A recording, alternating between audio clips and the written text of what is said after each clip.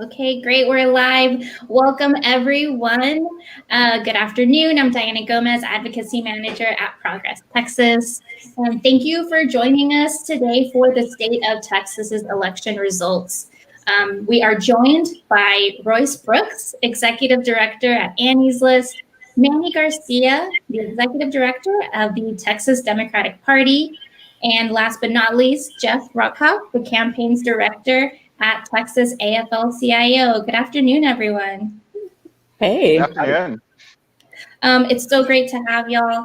For folks watching, we'll be talking about, these election results, but if you have any questions you would like to ask our amazing panelists, feel free to type them into the comment section. And if there's any time, we'll make sure to sprinkle them throughout. So just wanted to start off on a positive note and ask each of you, with Thanksgiving coming up next week, I know I've been doing some reflection on what I'm thankful for. Right now, I'm really thankful for the opportunity to talk to each one of you and learn more about the state of Texas, where we are election-wise. Just wanted to go around and, no pressure, don't have to say that exact same thing. But what are each of you thankful for right now in this time? And I'll start with you, Manny. Well, Texas politics is a rough and tumble type of business. And it's kind of all consuming into our lives. And we put ourselves sort of fully into this. And but we've got really great supportive networks. We have impressive teams and staff and volunteers who just go all in for all of this. So I'm just thankful for good people, because at the end of the day, it's good people doing good things. And that's why we're all in this business, because the more good people we get into office, the more we can get done. And I am very proud that Texas just saw 5.2 million really amazing people vote for Joe Biden in Texas. And our group continues to grow. Yeah, that is definitely amazing. Royce, how about you? Oh gosh, I have everything that I could hope to have. I have my health, my family is healthy, I have a safe place to live, I have work that is rewarding and that pays me.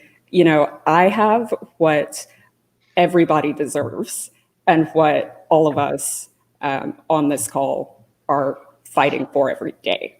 And so I'm really very thankful. And I'm thankful that we are about to have national leadership that believes in those same things and believes that everybody deserves those same things. Yes, definitely. So thankful for that. How about you, Jeff? Yeah, as usual, Royce put it best. I'm also thankful for the privilege of having a job where I can work from home, and I'm safe and don't have to worry about my ability to. I don't have to choose between my health and my ability to earn a living. And yeah, so I'm really thankful for the privilege of being able to do this work and being able to do it in a way that hopefully makes a difference and takes care of my family, but keeps me safe and those around me safe. So many Texans right now, there's this huge debate about what should you do at Thanksgiving. And for the record, I'm a big believer of stay home and have a small Thanksgiving with your immediate family. But a lot of people don't get to make that choice. A lot of people still have to go to work. Also say I'm thankful to spend most of next week hanging out with my kids, which is sort of an extension of that. But I do love hanging out with my little kids. That's wonderful. And to keep it on a positive note, what do each of you feel were some of the most positive outcomes for Texas looking back on this 2020 election cycle? And could I start back with you, Jeff? Sure. So, Manny already talked about when discussing what he's thankful for, the 5.2 million Texans who voted for Joe Biden. And, we do I heard another person in Texas progressive politics say, progress isn't enough. We shouldn't say, oh my gosh, everything went great on election night. Obviously, we came up short in some really important goals, but we also shouldn't pretend that we didn't make progress in terms of building a progressive majority in the state of Texas and eventually a progressive governing majority in the state of Texas that will win elections to take power and implement, an agenda that improves everybody's life, as we were all just talking about what we're thankful for. And so I do think it's really, really important to acknowledge the gains that were made at the statewide level, and even relative to 2016, the last presidential cycle at the legislative and congressional level in key districts, because of the work that we all did together. So that I think is really positive. You hate to say it could have been worse, but obviously the truth is, what happens in Texas doesn't happen independent of what happens in the rest of the country. There are legislative chambers in the rest of the country where, progressives lost ground. In Texas, we held ground in the state house, took ground in the state Senate. There are a number of states. I believe Manny will know this off the top of his head, but I think only one state in the country saw the growth at the presidential level surpassing Texas's. So I think we have a lot to build on, a lot to be proud of, a lot to analyze, to try to replicate. Obviously, we have a lot to learn from some shortcomings too. Wonderful, thank you. And yeah, throwing it to you, Manny, what do you feel were some of the most positive outcomes out of the cycle? I am seeing the rest of the country begin to understand what many of us already knew, that there was so much opportunity in Texas, and that if you invest in our organizations, in our candidates, in our communities, then we will show that coalition of support that progressive have across this state. Jeff's right. We had a lot of great gains and a lot of growth. We held the line while many states across the country, had to retreat. We got closer than Iowa and Ohio, and we've now matched where Georgia was in 2016. So the future is very much bright.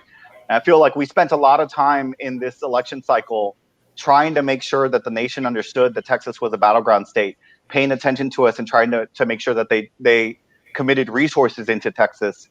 Like most things in politics, the resources were in the last few weeks, and that's far too late. But it was exciting to see, as the chair of the Democratic National Committee, Tom Perez, was sort of reflecting on the election last week on MSNBC. He said Texas is trending in the right direction, and take this to the bank. Texas in 2024 is a real battleground state, and in 2022 we're going to be climbing up the mountain. And I think it says a lot that over this period of time, we've gone from the national ATM to now having the eyes of the nation on us, and seeing the kind of work that we do. Because during that period of time, it was folks like Jeff and Royce and Progress Texas and all of our organizations that have been building up this groundwork to get to this moment. Definitely. And Royce, what about you? What were some of the positives for you? Well, I absolutely echo what the gentlemen have said here. It was so exciting to see so many people voting, so much progress made in terms of people supporting Democratic candidates and progressive candidates.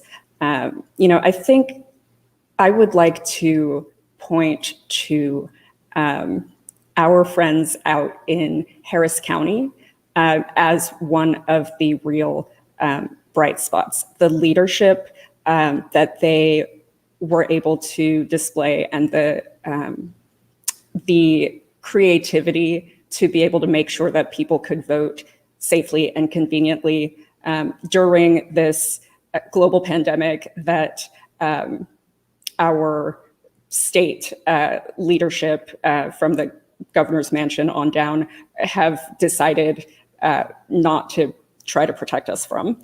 I think that they absolutely demonstrated the importance of elections and the importance of supporting people who hold progressive values, because governments run by people who hold those values will do what they can to make sure that everyone is included in the process. And so I really was so proud to see that happen. That's so true. The leadership in Harris County really exemplified, what this whole, it was a great example for the whole state. And you're right, it brought Texas a lot of pride. Manny, throwing it to you, I know you're from the Rio Grande Valley, and a lot of political pundits, not only from across the state, but also from the entire country, have been talking a lot about the results from the RGV. Can you explain to us a little bit more about what those results look like down in South Texas and what those results meant? Yeah, well, it means a lot of work. It means that there's a lot of work to do. But first, I do want to clear up a couple of things. We got to recognize that Latinos are not a monolith across the country or within Texas. We've seen a number of different things sort of come out recently. The folks at UCLA have been looking at analysis, and we saw that Latino support for Joe Biden was larger than support for Hillary Clinton in many of the urban areas of Texas, particularly in the Dallas-Fort Worth area. And so there's significant growth in Latino support in urban Texas. But there was also issues that we saw across the country. Latino males, particularly, were more open to the message that Donald Trump was saying. Not like he won the Latino male community, but he made some new inroads into it. In aggregate, the Latino community continued to support Democrats and Joe Biden, and that's because Latina women are kicking some ass and supporting the Democratic Party. But we have a diverse community and a persuadable community in South Texas. We're seeing a number of different issues happen. And when the Donald Trump campaign decided to spin up a campaign of misinformation to these hardworking folks, and they believe that their very livelihoods were threatened. We're in the middle of a pandemic. And the choice that the Trump campaign made to them was, do you want more shutdowns or do you want food on the table? And, I think it shows us that we need to continue to work hard to make sure that people understand that electing progressives, electing Democrats into office fundamentally changes your life and helps you on the things that you care about every single day. It's about your livelihood, it's about your health, about your job, about the economy, about the future of your family. Definitely. Throwing it back to you, Royce. I know Annie's List recruits women to run for office across the state. Can you talk a little bit about the importance of representation, the importance of recruiting women, especially women of color, for elected offices? Yeah, I cannot talk a little bit about that. I can talk all day about that, so you might have to cut me off. But yeah, absolutely. It is important, fundamentally important, to make sure that our government is representative of the people it serves, right? We are nowhere near parity for women representing us at any level of government. People are so incredibly excited because of Kamala Harris, and I am incredibly excited too, partly because it sort of seems like a miracle that that we have elected a woman to be so close to the presidency. It's been like Lucy with the football for a really long time. And of course, we see that here in Texas as well. Our state legislature has had 5,000 people serve in it since the beginning of Texas, more or less, and fewer than 200 of those have been women. You're not going to make the strongest decisions if you don't have different voices in a room. So that's one reason why it's so important to recruit and support and elect women.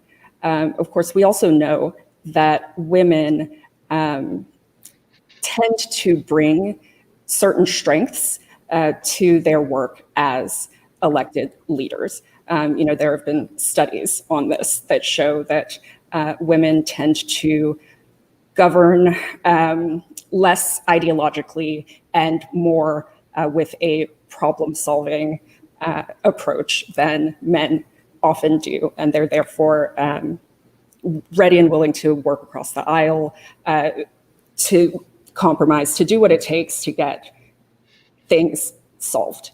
We also know that women, again, research shows this, tend to take a broader view than men tend on average to take of their responsibilities to the community. So they consider the impact of decisions, policy decisions, not just on sort of the strict bounds of their jurisdiction, but on the community more broadly. I think that that is the type of leadership that really serves to benefit everyone. Another reason why I think it's especially important to recruit women of color in particular is something that we often see playing out in our politics. We see time and again races in which we are faced with a choice between a white woman and a man of color. And they can become divisive as campaigns start to sort of demand either gender solidarity or racial solidarity. Women of color exist and are uniquely positioned to be able to unite those inclinations towards solidarity and to bring communities together in a real way. And for that unique positioning alone, I think we ought to be looking to recruit women of color everywhere, all the time, first and foremost. Still too often, those are candidates that sort of institutional powers don't think to recruit. But I think we're seeing that change, and I'm glad.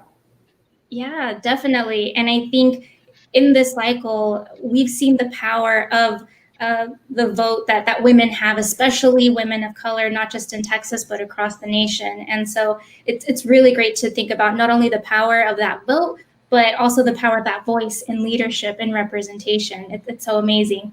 Jeff, shooting it to you, many campaigns this year had to change their traditional outreach efforts to reach voters. Can you tell us a little bit about how on the ground outreach sort of changed and what it looked like during this cycle? Sure, I'd be happy to visit about that. So I'm proud. I'm wearing a T-shirt today for our program, the Fair Shot for Texas Workers PAC, which was a remote-based voter contact organizing program that we ran as a part of the extension of the labor movement. But obviously, everybody on the progressive side of the aisle worked in 2020 to figure out ways to safely contact voters. And, there's been a lot of discussion about the impact that may have had. I want to say real quickly that, like, on the legislative races, there are a small number of races, the outcome of which may have been close enough to have been affected by the margin that a field program would yield. But I think it's again, I just preempt the questions that folks may have about this. It's an oversimplification to think that just knocking on doors was the difference maker between what we wanted to have happen at some local races in Texas this cycle and what actually happened. That being said, and I know that Royce and Annie's List and Manny and the party were really at the forefront of this too. Again, Texas progressives, I think, really responded to the moment to prioritize how do we have as many real and authentic conversations with voters as possible, and how do we not expose our staff, our volunteers, our communities, our families to a pandemic that is killing our sisters and brothers and family members and our neighbors in our community, every day. It was hard. There's a lot of innovative work done. I heard of a candidate, I don't want to name names because I'll get it wrong, but a legislative candidate who was driving to voters' houses, calling from the car and saying, hey, look, can we have a phone conversation? But you can come out and see me here, just to try to create a little bit of authenticity. There were folks doing door knocking, door hangers. There was a lot of contactless door hanger stuff. There were candidates who are knocking in PPE and then standing, 10 feet back. There was a lot of volunteers making a ton of phone calls. That's something we have to look at. I think that, we know that phone calls can be really effective. We also know that they can be less effective, depending on sort of the quality of the phone conversation. I'm going to brag on our work for just a second, because again, I'm really proud of it. What we did at the Fair Shot Texas PAC is we had remote organizers, and we took the concepts of like what makes real organizing, of listening to people and engaging with them long-term one-on-one. And we tried to scale that out into a campaign voter contact program. So if one of our organizers got you on the phone and talked to you about the issue that mattered most to you in the race for state representative, then that same organizer is who you got a follow-up email from. It didn't just come from the PAC or from the digital director. It came from Gianna, who you just spoke to. And when you got a GOTV text message, it didn't, again, come from a generic phone number. It came from Gianna, the same person that talked to you. You got a handwritten postcard from the organizer that was put in the mail the day they spoke to you. Thanks for talking to me. I know I caught you in the middle of dinner, but I also know how much public education is important to you in the race for state representative, et cetera, right? So we tried to respond to the need to contact voters remotely, while still creating authentic relationships with voters, which, just to editorialize, I think is the key. I think that whether it's digital contacts, which many of us are in, digital programs or phone programs or hybrid programs or door-to-door conversations, the thread that connects quality voter contact from low quality voter contact is authenticity and credibility. Whether you're really listening to voters and engaging with them on the things they care about, or whether you're just sort of there to run through the script, and whether you can establish some sort of meaningful conversation. So that's one thing. I think that looked different ways in different places. I think there were some things that we had all hoped would work that maybe didn't, or didn't at the scale we wanted, or we encountered various challenges. But I think we can build on that. I think that the need we had as a progressive movement in Texas this year to try to engage with voters in as authentic a way as possible without being able to talk to them at the doors. Hopefully by next cycle, we will be able to safely talk to voters at the doors, but we shouldn't leave that desire for authentic connections behind. We should bring that with us, and I think we'll see even more success in our door-to-door voter contact programs going forward if we can learn that lesson. Great. It's great to hear. And especially talking about learning lessons, I wanted to ask each of you, what do each of you feel are some of the greatest lessons that y'all have learned during this election cycle? And how will that inform your work moving forward? Manny, could I start with you? Sure. Community and innovation. On the innovation front, we face some really unprecedented challenges in this election cycle. And we got to be open to figuring out new solutions. And in the middle of all of it, we were crafting new data programs and figuring out how to get through meaningful contact, as Jeff was explaining, and advising campaigns on how to move forward in the middle of this kind of environment. And trying to innovate our way through this. Texas is huge. Texas is a big state. And that means in order to create an effective program, you have to always be willing to learn, innovate, and grow to the next step. But also community is that at the end of the day, campaigns are about creating community. And making sure that you have this substantive, authentic connection with our voter, with our volunteers, with our activists, with all of our community. And in the middle of this pandemic, folks have been suffering from an isolation epidemic, right? They've been distant from each other. And we've done everything we can to make sure that we break through those barriers via digital means. And we got to learn from this situation and then not lose it. I agree with Jeff that as we move forward into the future and hopefully, there's vaccines across the state and it's safe to do mass in-person campaigning again, that we also take the learnings of some of the things that we did that went well and put those into effect in the future. Wonderful. Royce, what about you? So I think in the first instance, we're still learning what the takeaways are from this past election. And I know that at Annie's List, and I know that Jeff and Manny both with their organizations, folks are digging into data and will be continuing to do some analysis and some attempting to understand the takeaways going forward. So that's an ongoing process. One thing that I do think,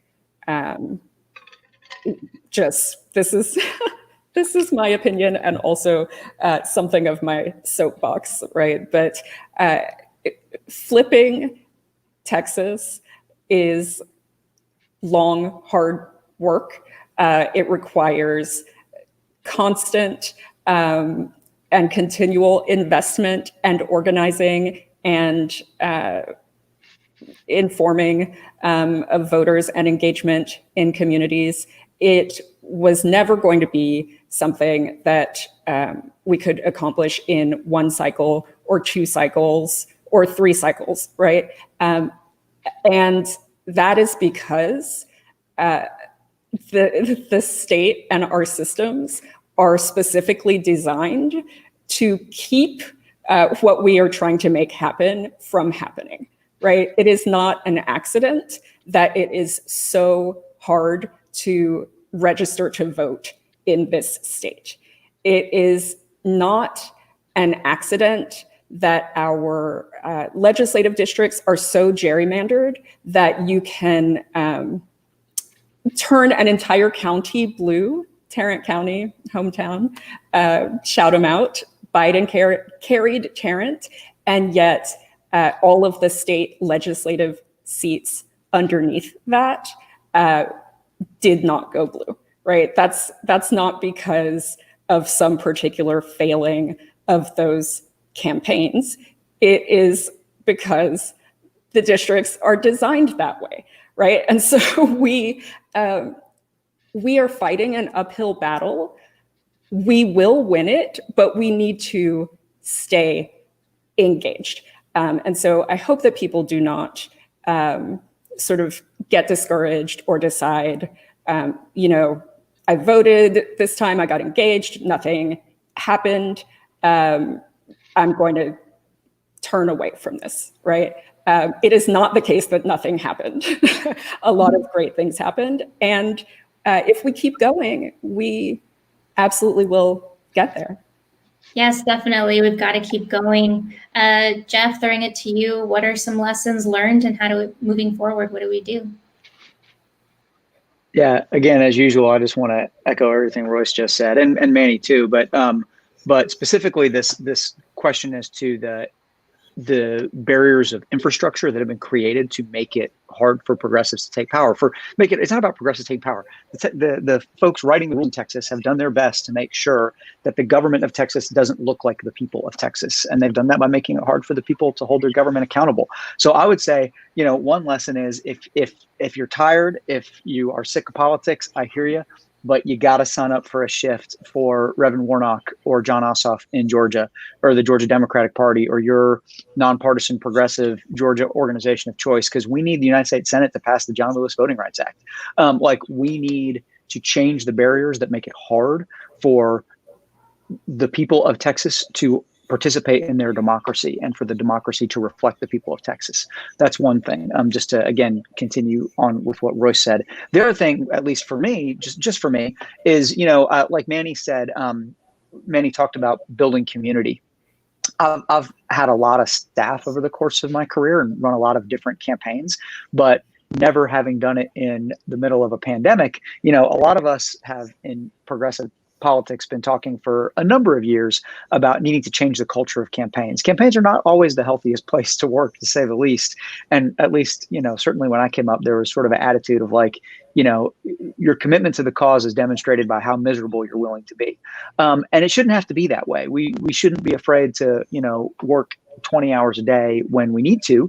But we also shouldn't say that, if you need a day off or something, that somehow means you're not committed to winning. And I think that the pandemic made it easier to have those conversations. And I think that, like Manny said, people working in isolation, working at home, people who were nervous about other things, trying to take care of their kids' school, or maybe they had a family member who had COVID and they just had a lot on their minds. And so we all had to respond to that moment. I hope we take that going forward when we're not operating in the middle of a pandemic. I think you can work really, really, really hard, and you can be deeply committed to the cause, and you can still, go to the dentist if you need to. Just because you work on a campaign doesn't mean you can't do those things. I'm really proud at the Texas AFL-CIO and at the Fair Shop Texas PAC that we're a union shop. Our staff had a union contract. Credit to the Texas Democratic Party, whose field staff are also represented by a union contract. Everybody ought to have a say on the job. Everybody ought to have power to help, set their own course. And that includes folks who do this work. So I think that's something else I hope we'll take forward is working real hard, but maybe changing a little bit what it means to work in politics so that it's sustainable. Because Royce is right. This isn't a short battle we're in. It's a long fight. The other side, even if we had won, if there were an incoming Democratic Speaker of the Texas House of Representatives today, the Texas Republican Party and all of the far right folks, the TPPF, all of them, they weren't going to fold shop. They weren't going to quit. They weren't going to say, well, Texas is blue now. Well, you guys can have it, right? This work is ongoing and permanent, and we need to prepare to engage that way.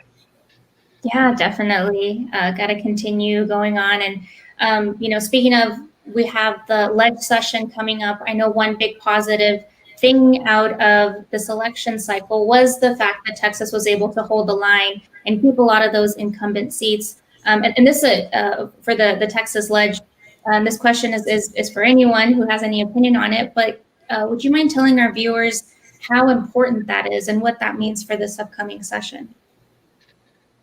Look, when more Democrats and progressives came into the building last legislative session, there was a lot of talk about how the tone and tenor of the Texas legislature changed.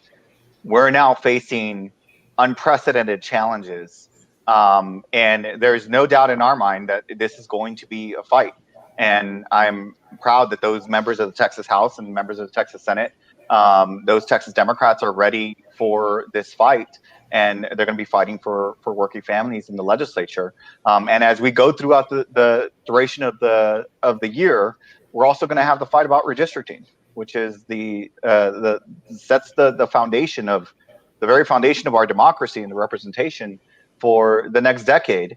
And we will be doing everything we can to support good folks to talk about their community and where their community is going and how their community wants to be represented so that they can get elect a candidate of their choice.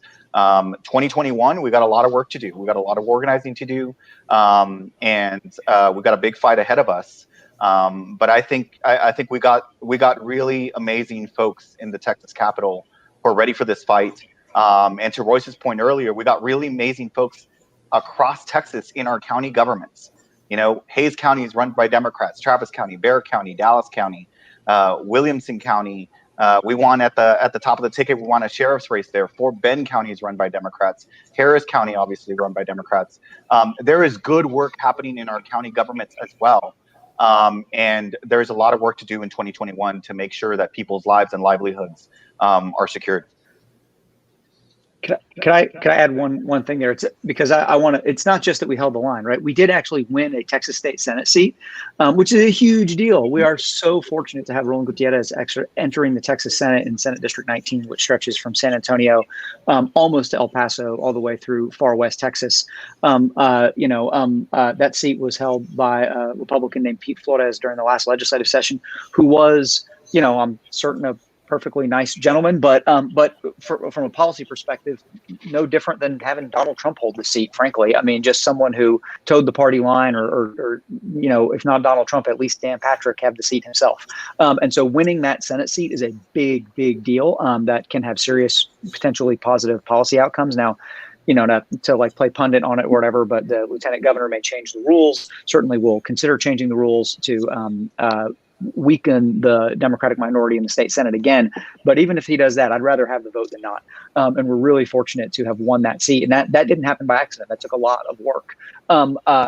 So I just wanted to make that point.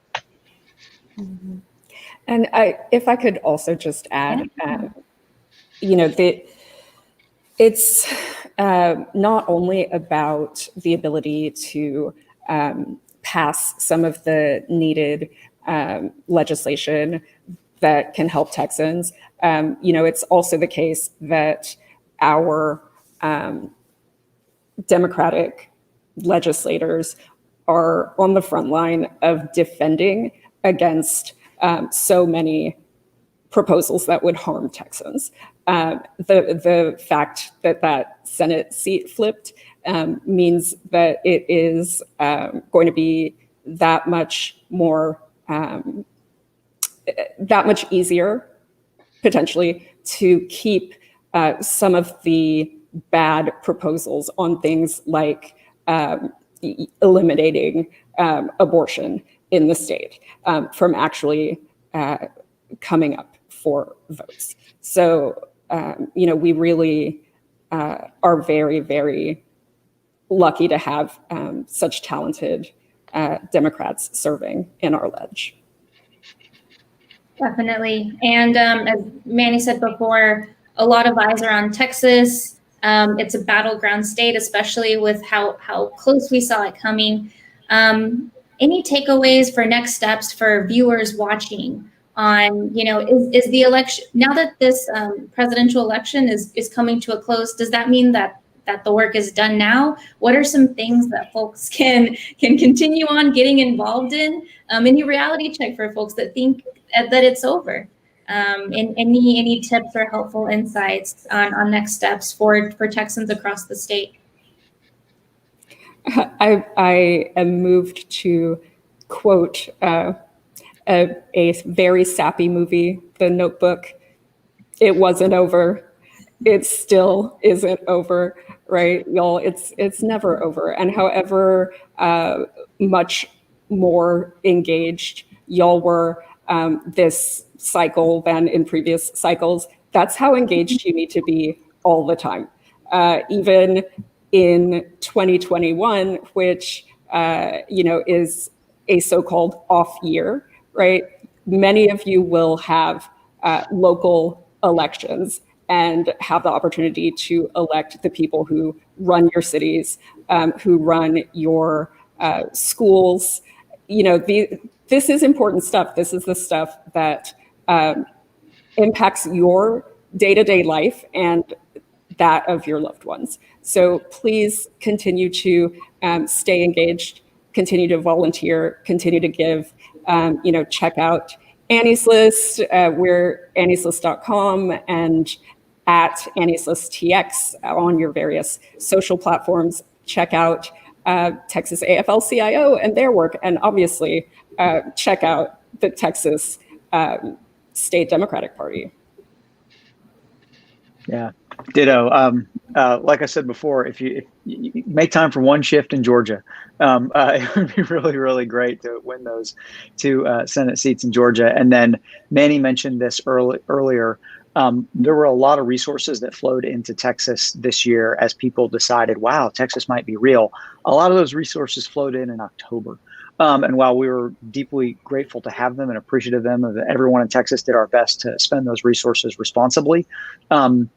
We can't sustain a long-term investment in building a progressive governing majority in this state with millions and millions of dollars squeezed into 5 weeks every 2 years. It's not how we can engage communities and voters in a real meaningful way, and that's the work we have to do. But it's also not how we can sustain organizations and the people that have to do the work. So I'll echo what Royce said. And if you're not a sustaining member of Annie's List, join and become a sustaining member. If you're not a sustaining member of the Texas Democratic Party, join and become a sustaining member. If you're not a sustaining member of Progress Texas, join and become a sustaining member. It doesn't have to be a ton of money. The organizations, the truth is, all of the staff here, Manny and Royce as executive directors, would much rather have thousands and thousands of people giving them $5 a month to have sustainable long-term financial health than, hope that they can secure that $100,000 check or that $250,000 check every once in a while. And if you're a union member and you're watching this and you're not a member of your COPE committee, join your COPE, contribute to your COPE. If you're not a union member, don't join COPE. But if you are, join your COPE. We have work to do, and the work doesn't stop. The reality is today is what's today? Today's the 19th. So today is the 16th day of the 2022 election cycle. Yeah, I just second everything Royce and Jeff just said. I mean, if you're one of these folks, if you are frustrated by what's happening in your neighborhood and your community, then give Royce a call and sign up to go run for a local election, or think about running for the Texas legislature in 2022. It's never too early to go ahead and start making up these plans and getting ready to go here. Be involved in your community, continue the work that needs to be done. There's going to be conversations about redistricting in our communities and who's represented all across the state, right? Make sure that you're represented. Make sure that you fight both at the Texas legislature for your congressional and state legislative district, but also at your county commission for your county commission district, because everybody's going to be switching up our districts, and we all need to make sure that our communities are represented, and that's all going to happen throughout 2021. And so there are going to be a lot of opportunities to talk right now. As Jeff said, we got a target in front of us. We got to win these 2 Senate seats in Georgia. We got to do everything we can to make sure that we restore some balance here, and that we back up the Democrats in the United States House of Representatives and Joe Biden in the White House, and that we can get things done for families. And we can do that. And the quickest way to do that right now is to make sure that we win these Senate seats. So we got a target right in front of us. But as we get that done, it's time to continue the organizing work. True. The work continues. Thank you so much, Manny, Royce, Jeff, for talking to us and our viewers a little bit more about these results and how there's still a lot of work to do. Feel free to plug into these amazing organizations, like everyone mentioned. Texas Democratic Party, Annie's List, Texas AFL-CIO.